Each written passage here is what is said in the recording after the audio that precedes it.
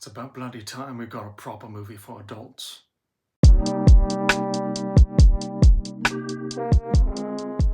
Black Bag. Oh, yes, 2 Steven Soderbergh movies in less than 2 months. It's Christmas. Black Bag is the newest Steven Soderbergh experience, a spy thriller that's part Mr. and Mrs. Smith and part Virginia Woolf. That's a lot cooler than it sounds.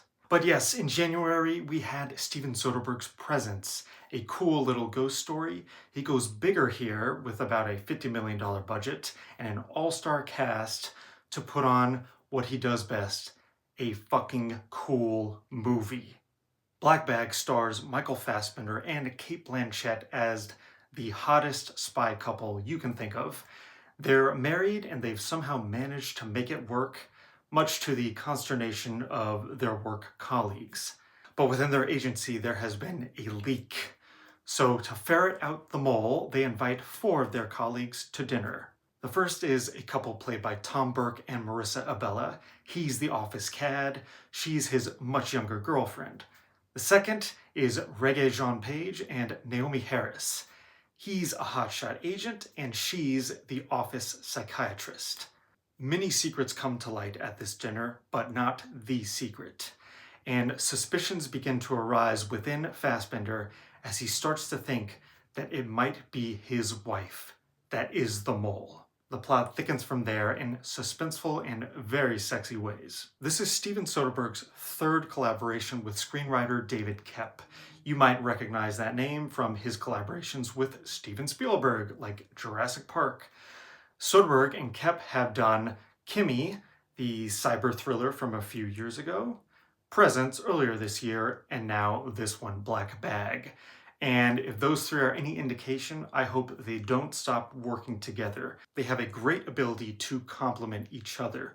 Soderbergh with his sly, cool style, and Koepp for elevating mainstream Hollywood fare. With this movie, Soderbergh's doing another genre riff, but it's never winking. He actually wants to do a cool spy film in the vein of something Michael Caine would have done. And with this cast, he makes it sing. Fassbender and Blanchett as the couple smolder. Fassbender is electric always as a stoic interior presence, and Blanchett goes into vamp mode where she's sly and sneaky and makes you guess where her allegiances lie. But the supporting cast really fleshes this out and makes it a true ensemble piece. Tom Burke as the office cad. You may remember him from The Souvenir Part 1 and Furiosa last year. He has such a wry performance style, and he plays something akin to a comic relief, kind of the oblivious guy who thinks he's cooler than he is. Opposite him is Marissa Abella as his younger girlfriend. Now, she's been big on industry, and she was in the Amy Winehouse biopic last year, but this is my first time seeing her, and she plays such a fun character to the hilt. She's nosy and immature and incredibly horny, and is also involved in one of the best suspense sequences where she and Fassbender use surveillance technology to spy on someone. And then as the other couple, Naomi Harris is always an underrated actress ever since 28 Days Later. She does good work, especially when she spars with Blanchett in their sessions together. And Regé-Jean Page has taken a while to really come into his own, but here you really do see shades of a movie star. I like how he's playing things. Cool, not too cool, and he knows more than we think.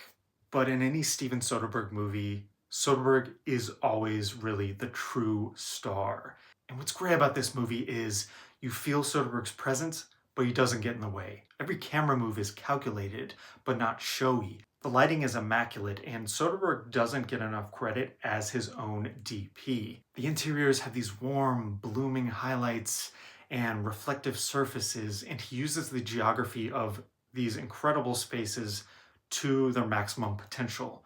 This is not an action-packed spy thriller a la Mission Impossible. It's more in the John le Carré vein, the Tinker Tailor Soldier Spy vein, where it's about duplicity, deception, loyalty, who's telling the truth, who isn't.